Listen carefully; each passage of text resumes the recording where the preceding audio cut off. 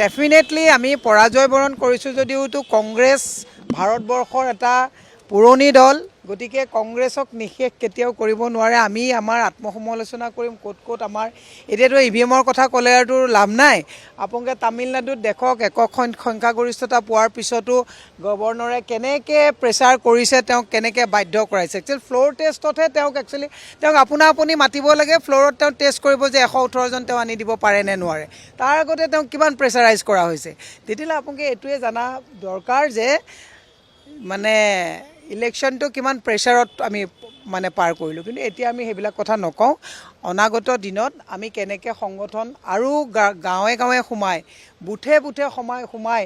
ৰাইজক আমি কেনেকৈ আৰু আমাৰ পক্ষত আনিব পাৰিম আমি এইটো কাৰণে আমি চেষ্টা কৰিম আৰু এইটো কেতিয়াও হতাশ নহ'ব ইন্দিৰা গান্ধী যেতিয়া জেলত গৈছিলে তাৰপিছতো কেনেকুৱা এটা ক্ৰাইচিছ হৈছিলে তাৰপিছতো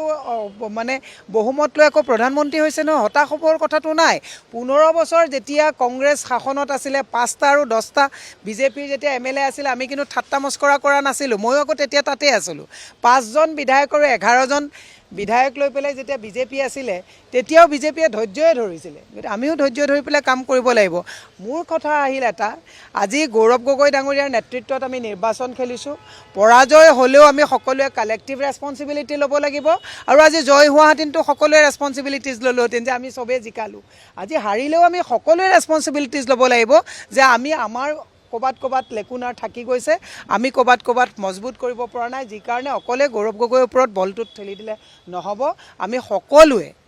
দোষৰ দায়িত্ব আমি ল'ব লাগিব এইটো অকল ওৱান মেন মানে অৰ্গেনাইজেশ্যন নহয় গতিকে মই এটা বস্তু সকলোকে কৈছোঁ যে আজি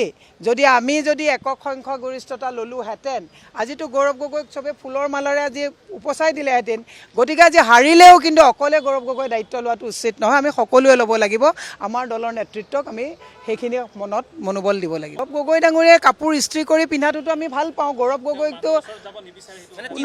চাওক অখিল গগৈ ডাঙৰীয়াই যিটো কথা কৈছে সকলোৰে এটা লাইফষ্টাইল আছে মই অলপ কথা বেছি কওঁ মোৰ হাজবেণ্ডে কথা খুব কম কয় কিন্তু মোৰ গোটেই ইলেকশ্যনটো তেওঁ খুব ধুনীয়াকৈ ন্যায়িকৈ পালন কৰিছে অখিল গগৈ ডাঙৰীয়াই যিটো কৈছে যে গৌৰৱ গগৈ মানুহৰ লগত কথা নাপাতে হয় যদি ক'ৰবাত যদি কিবা কিবি লেপছ আছে আমি সেইটো আৰু শুধৰাব লাগিব কিন্তু অখিল গগৈ ডাঙৰীয়াই যিমানখিনি কথা কৈ আছে মিত্ৰতা ভংগই হোৱা নাই ভংগ হোৱাৰ আগত আমাক যিটো দোষাৰোপ কৰিবলৈ গৈছে এইটো একচুৱেলি নাপায় অখিল গগৈক মই বেয়াকৈ ক'বলৈ বেয়া পাওঁ কাৰণ আমাৰ মিত্ৰ দলৰ তেওঁ এজন পাৰ্টনাৰ গতিকে এইখিনি ক'ব নালাগে অখিল গগৈ ডাঙৰীয়াই হেঁপাহ পলুৱাই গৌৰৱ গগৈক আগৰ পৰা এতিয়ালৈকে যি গালি দিছে ইয়ে উমান হয় যে হিমন্ত বিশ্ব শৰ্মাই গৌৰৱ গগৈ ডাঙৰীয়াক যিমান বেয়া পায় অখিল গগৈ ডাঙৰীয়াও তেনেকেই বেয়া পায় নিচিনাকৈ এটা তেওঁ বিহেভ কৰিছে এইটো কৰাটো উচিত নহয় কাৰণ যদি আমি শিৱসাগৰত কেণ্ডিডেট দিলোহেঁতেন তেতিয়াহ'লে কিন্তু অখিল গগৈ ডাঙৰীয়াক কিন্তু EVM মেচিনটোত অলপ কেলকুলেশ্যনত কিন্তু অলপ দিগদাৰ হ'লহেঁতেন চাওক এতিয়া যেতিয়া হাৰিলোঁ আৰু EVM CVM এইবিলাক কথা কৈ থাকিলে আপোনাৰ মানুহে বিভিন্ন কথা ক'ব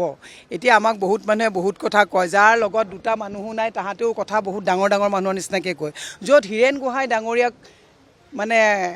তথাকথিত সাংবাদিকে কুকুৰৰ লগতো মানে কম্পেয়াৰ কৰি কথা কয় সেইখন দুনিয়াত কথা ক'বৰ কাৰণে অলপ সংযম আমি এতিয়া হ'ব লাগিব আমি এটা মানে সংস্কাৰৰে ডাঙৰ হৈছোঁ গতিকে হাৰিছোঁ এতিয়া কংগ্ৰেছক লৈ পেলাই ইমান মানুহ উত্তাল হৈ পেলাই লাভ নাই 102টা পাইছে ৰাইজৰ কামবিলাক কৰক আমি নিৰীক্ষণ কৰিম আমি সংগঠন কৰিম তেওঁলোকে ৰাইজৰ ৱেলফেয়াৰৰ কাম কৰক কি কংগ্ৰেছ কৰি থাকে এতিয়া কংগ্ৰেছক সংগঠন কৰিবলৈ দিয়ক তেওঁলোকে চৰকাৰৰ উন্নয়ন কৰক ল'ৰা ছোৱালীক চাকৰি দিয়ক বস্তুৰ দাম কমাওক স্মাৰ্ট মিটাৰ নাইকিয়া কৰক গছ গছনি কটা বন্ধ কৰক এইবিলাকে কৰিব লাগে